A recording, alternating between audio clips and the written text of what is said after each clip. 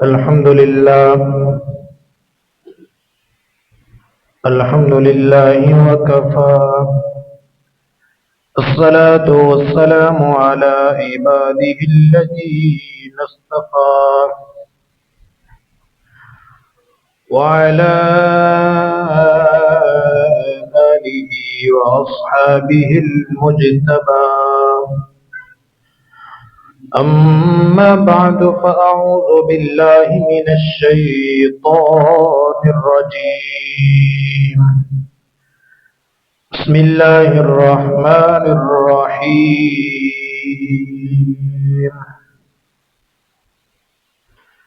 ونزلنا عليك الكتاب تبيانا لكل شيء وهدى ورحمة وبشرى للمسلمين.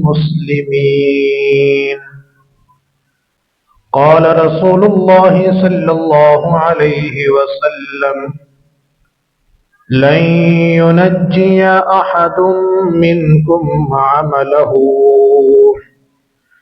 ولا أنا إلا برحمة الله.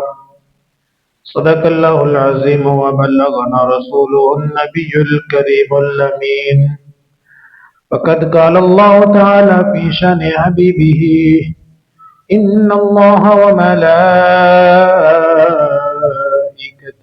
يصلون على النبي يا أيها الذين آمنوا صلوا عليه وسلموا تسليما. الصلاة والسلام عليك يا سيدي يا رسول الله وعلى آلك وأصحابك يا محبوب رب العالمين. اللہ تعالی جل جلالہ ومن والہ وتم برہانہ وعظم شانہ وعز اسمہ کی حمد و ثنا اس کے پیارے حبیب نبی اکرم خاتم النبیین خاتم المعصومین امام الانبیاء امام المرسلین سید الانبیاء سید المرسلین احمد مجتبی جناب محمد مصطفیٰ صلی اللہ علیہ وسلم کے دربار میں درود و اسلام کا ہدیہ نذرانہ تحفہ عرض کرنے کے بعد خالق لم یزل کی الا رائب کتاب میں سے آیت مبارکہ اور نبی اکرم صلی اللہ علیہ وسلم کا ایک خوبصورت فرمان تلاوت کرنے کا شرف حاصل کیا. اللہ کی بارگاہ میں دعا ہے اللہ حق گوئی کی توفیق عطا فرمائے، سن سنا کے ہم سب کو عمل کی توفیق عطا فرمائے. شعبان المعظم کا آخری جمعۃ المبارک ہے اور چند دنوں کے بعد ماہ رمضان المبارک کا آغاز ہونے والا ہے.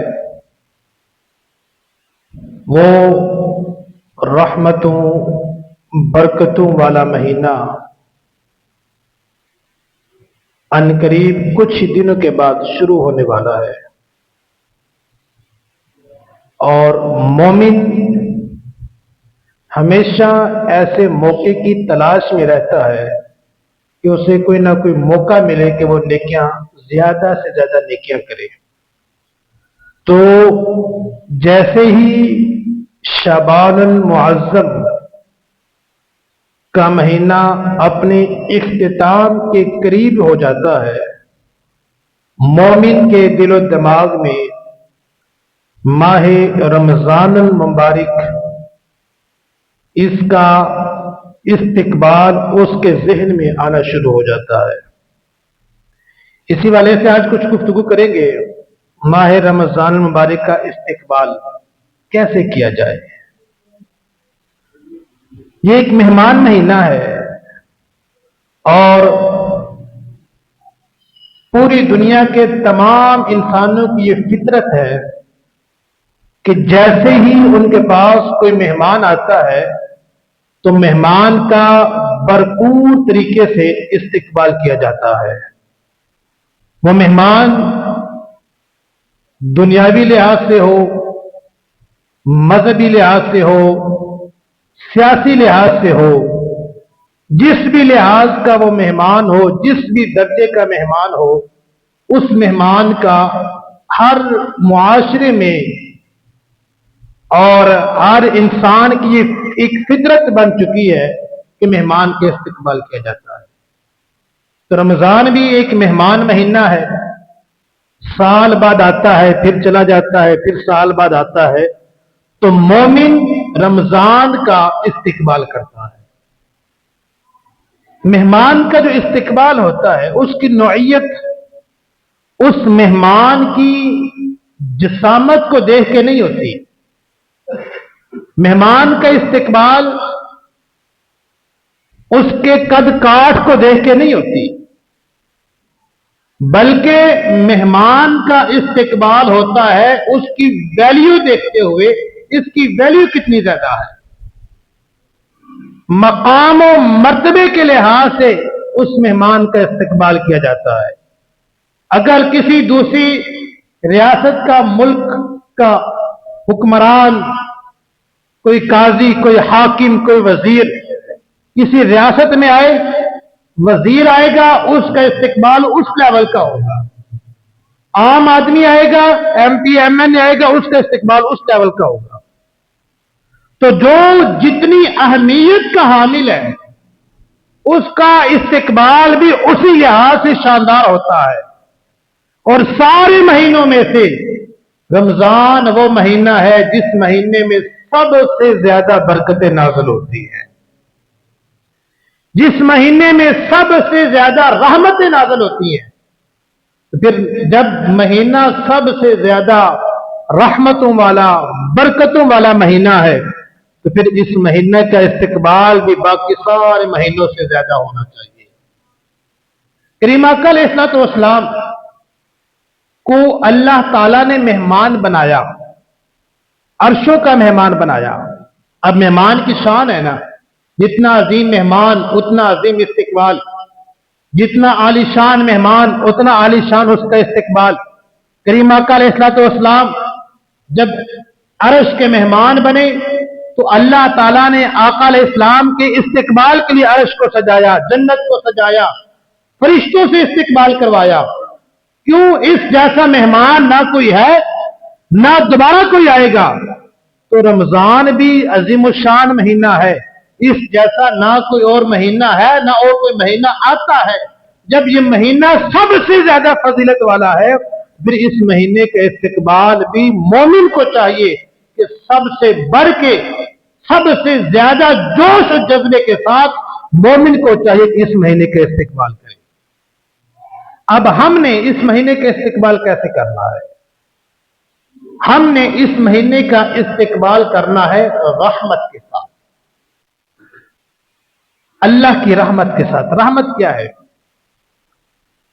رحمت کا مطلب ہے فضل، کرم۔ جب کہہ دے اللہ بڑا رحیم ہے، کریم ہے، اس کا مطلب ہے اس کا فضل وہ بہت زیادہ ہے، اس کا کرم بہت زیادہ ہے، اور اس کی رحمت کی ضرورت اتنی ہے ہر بندے کو۔ اس کی رحمت ہے تو سب کچھ ہے، اگر رب کی رحمت نہیں ہے تو سب کچھ ہونے کے باوجود کچھ بھی نہیں ہے۔ اگر رب کی رحمت ہے تو کچھ بھی نہ ہو پھر بھی سب کچھ ہے، رب کی رحمت نہیں ہے تو سب کچھ ہو کے بھی کچھ نہیں ہے۔ اس کی ایک مثال دیتا ہوں۔ اللہ کی رحمت ہوئی اللہ کے پیارے پیغمبر حضرت ابراہیم علیہ السلام پہ۔ ابراہیم علیہ السلام کو نار نمرود میں ڈالا گیا، آگ میں ڈالا گیا، وہ آگ جس کے شعلے آسمانوں سے باتیں کر رہے ہیں، لیکن ظاہراً آگ نظر آ رہی ہے۔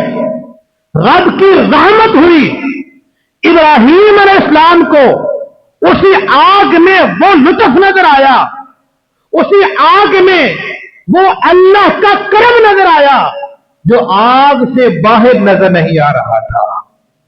یہ اللہ کی رحمت تھی۔ اصحاب کہف وہ چند افراد جو بادشاہ کے ظلم سے بچتے ہوئے غار میں جا کے سو گئے، دروازہ بند ہو گیا، سوئے رہے، عرصہ دراز تک سوئے رہے۔ جب رب کی رحمت ہوئی، اگر عام بندہ جو ہے نا کسی بند کمرے میں بند کوٹھی میں رہے، 2 4 10 دن کے بعد اس کا جو ہے نا روح نکل جاتی ہے، 2 4 سال بعد اس کی ہڈیاں بھی بوسیدہ ہو جاتی ہے، لیکن جب رب کی رحمت ہوتی ہے تو اصحاب کہف غار کے اندر بیٹھے سوئے رہتے ہیں، انہیں کوئی چونٹی بھی نقصان نہیں پہنچاتی، کیونکہ رب کی رحمت ہو رہی ہے۔ جب رب کی رحمت ہوتی ہے تو یوسف علیہ السلام کو ان کے بھائی اندھیرے کنویں میں ڈالتے ہیں، اور رب کی رحمت اس اندھیرے کنویں سے نکال کے بادشاہ کا تاج پہنا دیتی ہے۔ جب رب کی رحمت ہوتی ہے تو رب کی رحمت جنا قید سے نکال کے تخت میں بٹھا دیتی ہے۔ جب رب کی رحمت ہوتی ہے تو رب نوازتا ہے، کرم بھی کرتا ہے، رب جو نا مہربانی بھی فرماتا ہے۔ اور جب رب کی رحمت ہوتی ہے تو حضرت موسیٰ علیہ السلام جیسے لیڈر اپنی قوم کو لے کے چلتے ہیں، عصا زمین سے مارتے ہیں، عصا پانی سے مارتے ہیں، پانی اپنا راستہ بنا دیتا ہے۔ جب رب کی رحمت رک جاتی ہے، وہی پانی، وہی دریا، جس دریا سے موسیٰ علیہ السلام گزر کے جاتے ہیں، دریا راستہ بناتا ہے۔ رب کی رحمت ہوتی ہے، راستہ بن جاتا ہے۔ رب کی رحمت رک جاتی ہے، اسی دریا میں فرعون غرق ہو جاتا ہے۔ جب رب کی رحمت نہیں ہوتی تو نمرود ذلیل و رسوا ہو جاتا ہے۔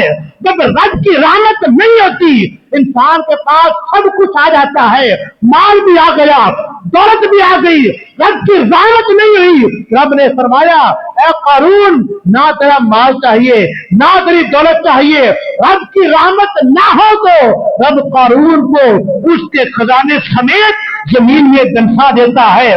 رب کی رحمت ہو تو بدر میں 313 کے لشکر کو شاندار رب فتح عطا فرماتا ہے، اور اگر رب کی رحمت نہ ہو تو کیسے کسرا جیسے چپر پاگر ریاستیں صحابہ کرام کے ہاتھوں شکست کھا کے اللہ تعالیٰ جو ہے نا انہیں نیست و نابود فرما دیتا ہے۔ اس کا مطلب ہے رب کی رحمت بہت ضروری ہے۔ انسان جتنا مرضی اپنے آپ کو کہے میں یہ ہوں میں وہ ہوں، لیکن رب کی رحمت نہیں ہے نا تو کچھ بھی نہیں ہے۔ ایک حدیث پاک رب کی رحمت کے حوالے سے رونگٹے کھڑے ہو جائیں گے حدیث کو سن کے کہ رب کی رحمت کے ہم کتنے محتاج ہیں، جو کہ ہم جو ہے نا رب کی رحمت کو بلائے بیٹھے ہیں، اپنے اعمال پہ، اپنی نمازوں پہ، اپنے جو ہے نا چھوٹی موٹی نیکیوں پہ ہم فخر کرتے پھرتے ہیں۔ کریم آقا علیہ السلام نے فرمایا، امام بخاری نے حدیث پاک نقل کے بخاری شریف کے اندر، آقا علیہ السلام نے فرمایا لَن يُنَجِّيَ أَحَدٌ مِّنكُمْ عَمَلَهُ، کسی بھی بندے کا عمل اسے نجات نہیں دے گا۔ حدیث پاک لَن يُنَجِّيَ أَحَدٌ مِّنكُمْ عَمَلَهُ، کسی کا عمل اسے رب کے عذاب سے بچا نہیں سکے گا۔ عدل کریں تا تھر تھر کمبن، اچیاں شانہ والے، فضل کرے تا بخشے جاون میں ورگے موکھا لے۔ یہ رب کی رحمت کی محتاج، ہر بندہ رب کی رحمت کا محتاج ہے، جس کے بغیر کچھ نہیں ہے۔ اور رمضان یہ رب کی رحمت کا مہینہ ہے۔ میں کہ لَن يُنَجِّيَ أَحَدٌ مِّنكُمْ عَمَلَهُ وَأَنَا، میرے آقا علیہ السلام نے فرمایا کسی بندے کا عمل اس کو نجات نہیں دے سکے گا۔ وَلَا أَنَا، میں کہ مجھے بھی نجات ملے، میرا عمل مجھے نجات نہیں دے سکے گا۔ اپنے بھی سرکار نے ذکر کیا، میں تو وَلَا أَنَا، میں کہ اس کے اندر میں بھی شامل ہوں۔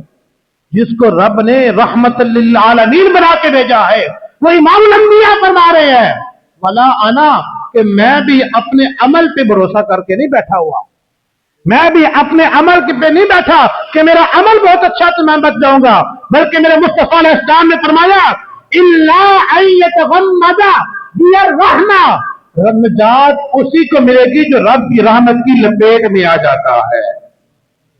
تو نجات کے لیے رب کی رحمت ضروری ہے۔ یہ ہم نماز پڑھتے ہیں نا، روزہ رکھتے ہیں، اب جہاں پہ ذہن میں سوال آتا ہے جب انسان کو عمل بچا نہیں سکے گا پھر فائدہ کیا ہوا نماز پڑھنے کا؟ پھر فائدہ کیا ہوا آگے رمضان کے مہینے کا روزہ رکھنے کا؟ پھر فائدہ کیا ہوا بھوک پیاس کو برداشت کرنے کا؟ پھر فائدہ کیا ہوا زکوٰۃ دینے کا؟ جب اس نے بچانا ہی نہیں پھر فائدہ کیا ہے؟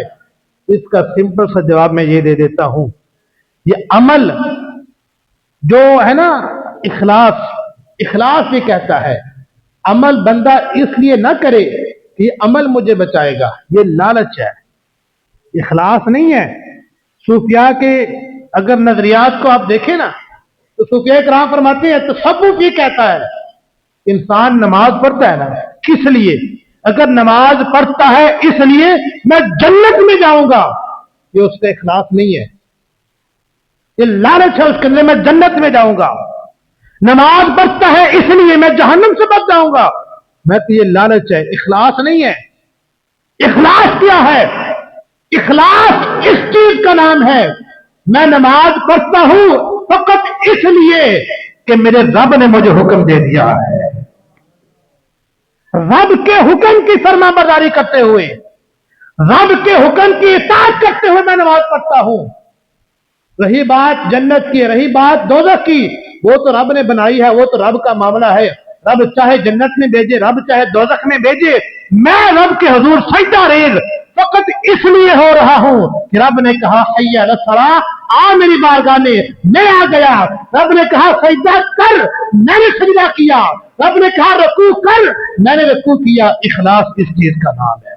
تو ہمارے سارے اعمال، نماز، روزہ، حج، زکوٰۃ، صدقات و خیرات، وہ فقط اسی لیے ہیں کہ یہ اللہ نے حکم دیا ہے، اور باقی معاملات وہ اللہ کے سپرد ہیں۔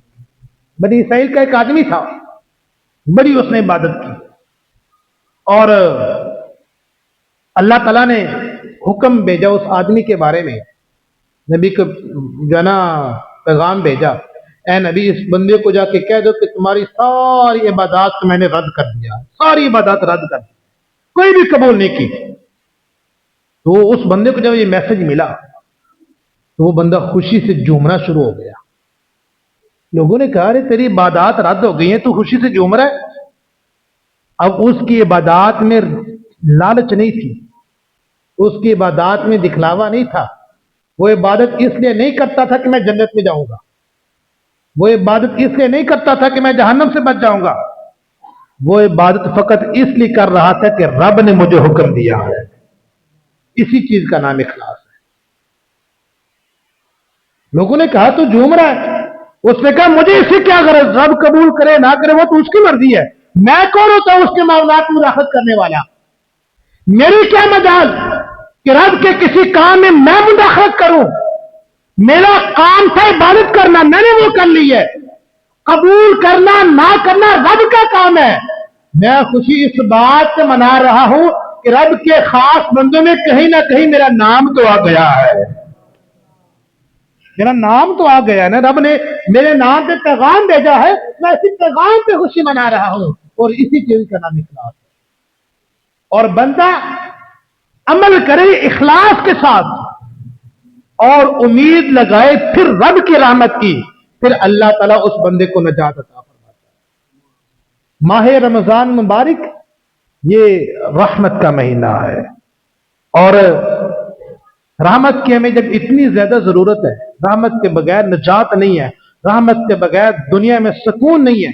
تو اگر ہم قرآن پاک کی آیات کو دیکھیں، احادیث مبارکہ کو دیکھیں، تو بے شمار احادیث طیبہ کے اندر جو ہے نا آقا علیہ السلام نے اسی بات کی ترغیب دی ہے کہ رب سے رب کی رحمت مانگو، رب کی رحمت مانگو۔ ربنا لا تزغ قلوبنا بعد اذ ہدیتنا وہب لنا من لدنک رحمہ، یہ سورہ آل عمران کی یہ دعا میں یہ سکھاتی ہے کہ رب سے رحمت مانگو، ربنا اے رب لا تزغ قلوبنا بعد اذ ہدیتنا، ہمارے دلوں کو ہدایت کے بعد گمراہ نہ کرنا، ہمیں گمراہی کے راستے پہ نہ چلانا، ہمارے دلوں کو تیرا نہ کرنا، وَحَبْ لَنَا مِن لَدُنْكَ رَحْمَةً، اور اپنی طرف سے ہمیں رحمت کا تحفہ بھی عطا فرما دینا۔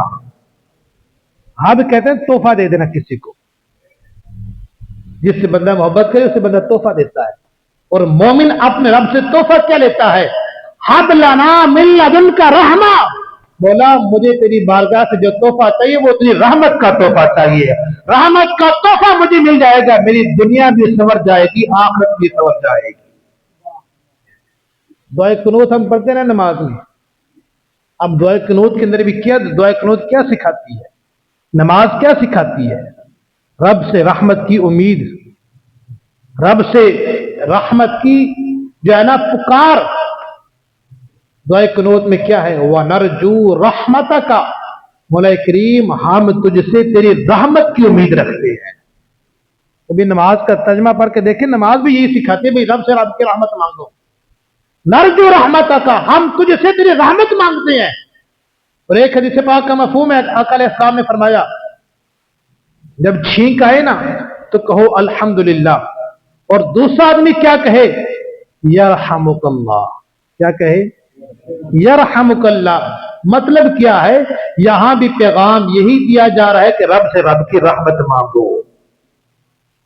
معجم کبیر کے اندر ایک حدیث پاک ہے، حضرت عبداللہ بن مسعود رضی اللہ تعالیٰ عنہ حدیث پاک کے راوی ہے، فرماتے ہیں ہم آقا علیہ السلام کے پاس تشریف فرما تھے، ایک مہمان آ گیا۔ اب دیکھیں جب بندہ رب سے رحمت کی امید اتنی لگاتا ہے، اسے پتہ ہے رب کی رحمت ملنی ہے، امید لگا کے بیٹھتے ہیں، یقین کرے رب کی رحمت ملے گی، تو خدا کی قسم جس بندے کا یقین پختہ ہو جائے گا نا، رب اسے کبھی پھر رسوا نہیں کرتا۔ رب کی رحمت کی امید یقین کر کے بیٹھے، عمل کریں، لیکن رب کی رحمت کا یقین اتنا پختہ کر لیں جتنا پختہ یقین میرے آقا علیہ السلام نے اس کی ترغیب دی ہے۔ حضرت عبداللہ بن مسعود رضی اللہ تعالیٰ عنہ فرماتے ہیں ہم آقا علیہ السلام پر تشریف فرما تھے، ایک مہمان آ گیا، اسے کھانے کی طلب تھی، کھانے کا وقت تھا، تو آقا علیہ السلام نے گھر میں پیغام بھیجا، ازواج مطہرات کو پیغام بھیجا کچھ کھانے کے لیے ہے۔ ازواج مطہرات نے کہا گھر میں کھانے کو تو کچھ بھی نہیں ہے۔ نبی علیہ السلام کے پاس بھی ظاہراً ہاتھوں میں کھانے کے لیے کچھ نہیں تھا، گھر میں پیغام بھیجا، گھر میں بھی کچھ نہیں، ازواج مطہرات کے پاس بھی کچھ نہیں ہے۔ اب یہاں پہ آقا علیہ السلام نے امت کو رحمت کی ترغیب دلائی۔ میرے آقا علیہ السلام نے فوراً ہاتھ اٹھائے، دعا مانگی، اللہم انی اسألک من فضلک ورحمتک فإنہ لا یملکہما الا وانت۔ مصطفیٰ علیہ السلام نے فرمایا اے رب میں تجھ سے سوال کرتا ہوں، میں تجھ سے مانگتا ہوں، کیا؟ انی اسألک من فضلک، تیرا فضل مانگتا ہوں، رحمتک، تیری رحمت مانگتا ہوں، لا یملکہما الا وانت، میں کہ فضل اور رحمت یہ دو ایسی چیزیں ہیں کہ اے رب تیرے علاوہ نہ کسی کا فضل ہے نہ کسی کی رحمت ہے، تیرے جیسا نہ کسی کا فضل ہے اور تیرے جیسی کسی کی رحمت بھی نہیں ہے۔ حضرت عبداللہ بن مسعود فرماتے ہیں ابھی مصطفیٰ دعا مانگ رہے تھے، معجم کبیر کے اندر جسے پاک ہے کہ تیرے علاوہ فضل کا مالک بھی کوئی نہیں ہے، تیرے علاوہ رحمت کا مالک بھی کوئی نہیں ہے۔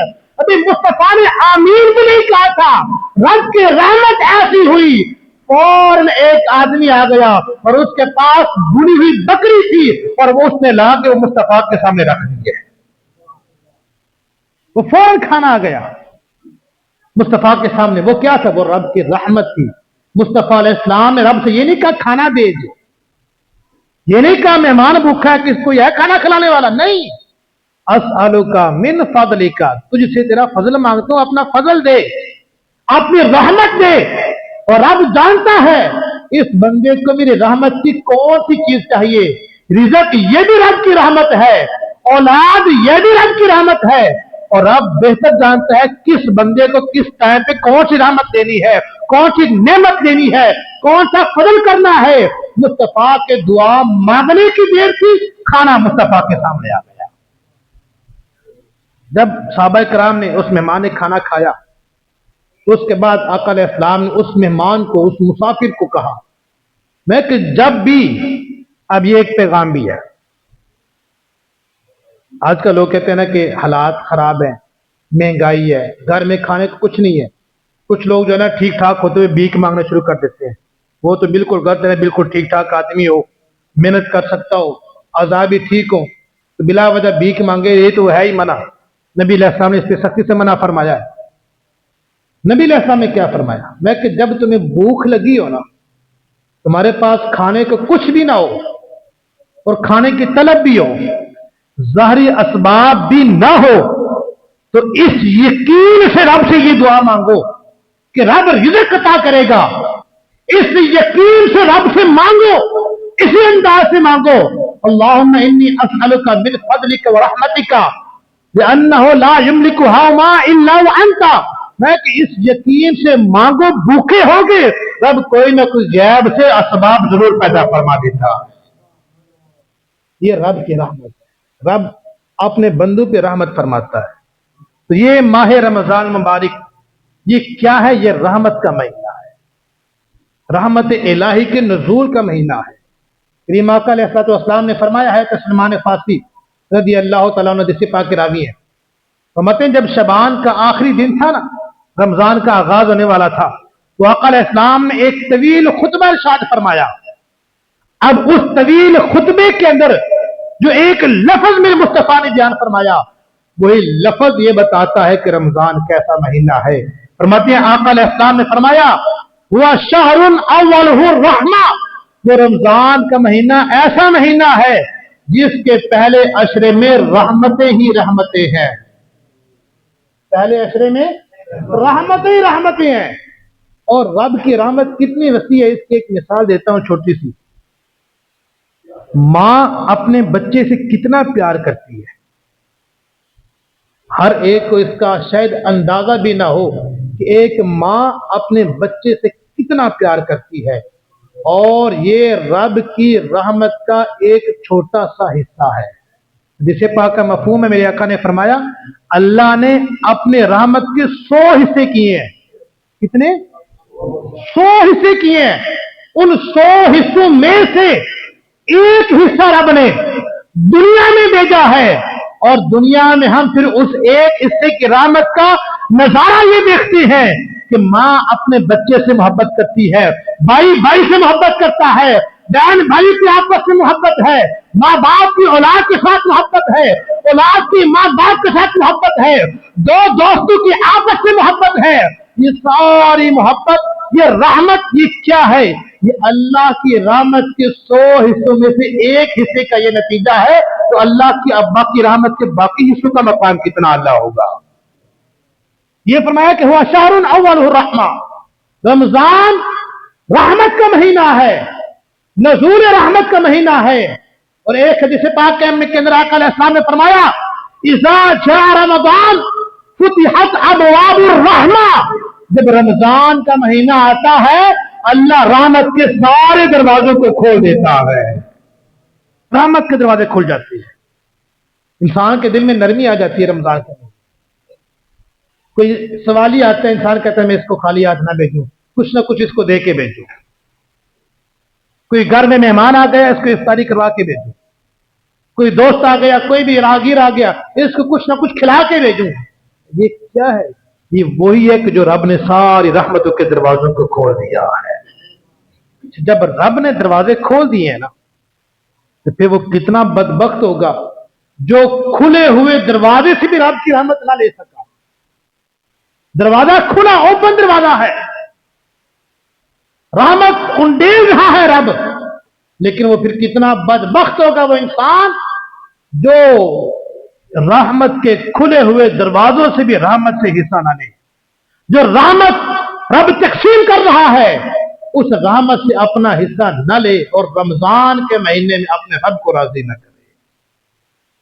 کریم آقا علیہ الصلوۃ والسلام کا فرمان ہے، آقا علیہ السلام نے فرمایا رمضان کے آغاز میں میرے مصطفیٰ علیہ السلام نے فرمایا یا باغی الخیر اقبل، یہ رب کی رحمت بلا رہی ہے۔ رب فرماتا ہے یا باغی الخیر اقبل، نداء رحمت آتی ہے، اے نیکیوں کی طرف آنے والے، اے نیکیوں سے بھاگنے والے، یا باغی الخیر، نیکیوں سے بھاگنے والے، اقبل، اب تو رب کی رحمت کے دروازے سارے کھل چکے ہیں، اب تو رب کی بارگاہ میں آ جا، اقبل، آ جا رب کی بارگاہ میں۔ دیکھیے کتنی محبت سے رب پکار رہا ہے، اے بھاگنے والے، اے جانے والے، اے دور ہٹنے والے، اے نیکی سے پیچھے رہ جانے والے، اب نیکی سے پیچھے رہ جانے والے کا زمانہ نہیں ہے، اقبل، اب وہ وقت آ گیا ہے، تو آ میری بارگاہ میں مجھ سے مانگ، میں تجھے عطا کروں گا۔ یا باغی الشر اقصر، رب بڑی رحمت کے ساتھ، بڑی محبت کے ساتھ رب فرماتا ہے या बाग़ी शर अक़सिम, ए बुराई में मुब्तला रहने वाले, ए शर में मुब्तला रहने वाले, ए शैतान के पीछे चलने वाले, अक़सिर, ये रास्ता छोड़ दे, इधर आ जा। ये रब की रहमत पुकार के कह रही है। उम्मुल मोमिनीन हज़रत अम्मा आयशा सिद्दीक़ा अफ़ीफ़ा रज़ी अल्लाह तआला अन्हा फरमाती हैं, इज़ा दख़ल रमज़ान, जब रमज़ान के महीने का आगाज़ होता था तो आका अलैहिस्सलाम क्या करते थे? हज़रत अम्मा आयशा सिद्दीक़ा रज़ी अल्लाह तआला अन्हा फरमाती हैं कि सरकार रमज़ान के महीने में रब की रहमतों को समेटने के लिए अपनी कमर बांध देते थे। और कब तक? जब तक रमज़ान का महीना खत्म नहीं होता था। मुस्तफा अलैहिस्सलाम कसरत के साथ रब की बारगाह में इबादत किया करते थे। अब हमने इस रमजान में पहले इस्तिकबाल के तौर पे क्या करना है? अपने माइंड को तैयार करना है कि रब की रहमत हमने लेनी है तो कैसे लेनी है। रमजान के महीने में रब की रहमत मिलेगी तो कैसे मिलेगी? तो रब ने खुद तरीका बता दिया, वनज़्ज़लना अलैकल किताब तिबयानन लिकुल्लि शैइन व हुदन व रहमा। मैं कि रब की रहमत चाहते हो, क्या करो? बोला क्या करूं? मैं कुरान की तिलावत किया करो। कुरान क्या है? रब ने फरमाया वनज़्ज़लना अलैकल किताब तिबयानन लिकुल्लि शैइन, हमने ऐसी किताब नाज़िल फरमाई है जिसमें हर चीज का बयान है। ठीक है, तमाम उलूम कुरान में आ गए। अब है कुरान क्या? मैं कि हुदन, ये कुरान सरापा हिदायत है, व रहमतुन, मैं कि ये कुरान रहमत का जरिया बन जाता है। कुरान की तिलावत तुम करो, तुम कुरान पढ़ते जाया करो, रब की रहमत की बारिश तुम्हारे ऊपर नाज़िल होना शुरू हो जाएगी। वह बुशरा, और ये कुरान ईमान वालों के लिए जन्नत की बशारत का सबब बनता है। तो रमजान के महीने में हमने क्या करना है? अगर रब की रहमतों को समेटना है तो सबसे पहले हमने कुरान की तिलावत को अपना मामूल बनाना है। और कुरान की तिलावत को मामूल कैसे बनाना है? वक्त जरा बिल्कुल मुख्तसर है, 2-3 बातें बता के। कुरान की तिलावत को मामूल ऐसे नहीं बनाना कि कुरान का तलफ़्फ़ुज़ ना हरूफ की अदायगी कुछ भी नहीं पता, बस ऐसे कुरान पाक खोला पढ़ते जा रहे हैं। बल्कि कुरान की तिलावत का मामूल ऐसा बनाए, कुरान ऐसी कुरान की तिलावत करे कि तलफ़्फ़ुज़ की अदायगी भी सही हो, हरूफ की अदायगी भी सही हो। कहीं ऐसा ना हो कि कुरान की तिलावत आप खुद करें, अल्फाज आगे पीछे हो जाए, तलफ़्फ़ुज़ खराब हो जाए, तो वो मफ़हूम वो सच्चा हो जाए कि रुब्बा मिन क़ारी यक़रअल कुरान वल कुरान यलअनुहु। कई कुरान पढ़ने वाले कुरान ऐसे पढ़ते हैं, उल्टा कुरान उन पे लानत करता है। क्यों? कोई हरूफ की अदायगी नहीं, कोई तलफ़्फ़ुज़ नहीं। तलफ़्फ़ुज़ का ख्याल रखें। इस माह रमजान में रमजान के इस्तिकबाल के तौर पे सबसे पहली बात ये करें, कुरान को सीखें तलफ़्फ़ुज़ के साथ। जदीद दौर है जो है ना, आजकल तो बेशुमार ऐसी ऐप्स आ गई हैं, उन ऐप्स के लिए कुरान पाक को सीखें, तलफ़्फ़ुज़ को सीखें, फिर उसके तर्जमे को पढ़ें, उसके मफ़हूम को सीखें, उसकी तफसीर को पढ़ें। फिर देखें कुरान हमें क्या सिखाता है, कुरान हमें क्या कहता है, और हम किस रास्ते पे जा रहे हैं। इस माह रमजान में कुरान की तिलावत को अपना मामूल बनाएं। और इस माह रमजान में नमाज की पाबंदी को ऐसा अपना मामूल बनाएं कि रमजान तो खत्म हो जाए लेकिन नमाज की पाबंदी खत्म ना हो। इस रमजान मुबारक के जना अय्याम में कुरान की तिलावत को ऐसा मामूल बनाएं कि फकत रमजान में नहीं बल्कि रमजान के अलावा भी पूरा साल कुरान की तिलावत करें। रोजा भी रखें और रोजा रख के बेहयाई से बचें, रब की रहमत फिर मिलेगी। रोजा रखें और रोजा रख के ज़ख़ीरा अंदोज़ी से भी बाज आ जाएं, रब की रहमत फिर मिलेगी। रोजा रख के हम बेहयाई भी करें, ज़ख़ीरा अंदोज़ी भी करें, रोजा रख के हम फहाशी वाले काम भी करें, और रोजा रख के हम झूठ भी बोलें, गिरते भी करें, और फिर हम ये कहें हमें रब की रहमत मिल जाए, तो फिर रब की रहमत नहीं मिलती। रब की रहमत उसी को मिलती है जो रब की रहमत वाले काम करता है।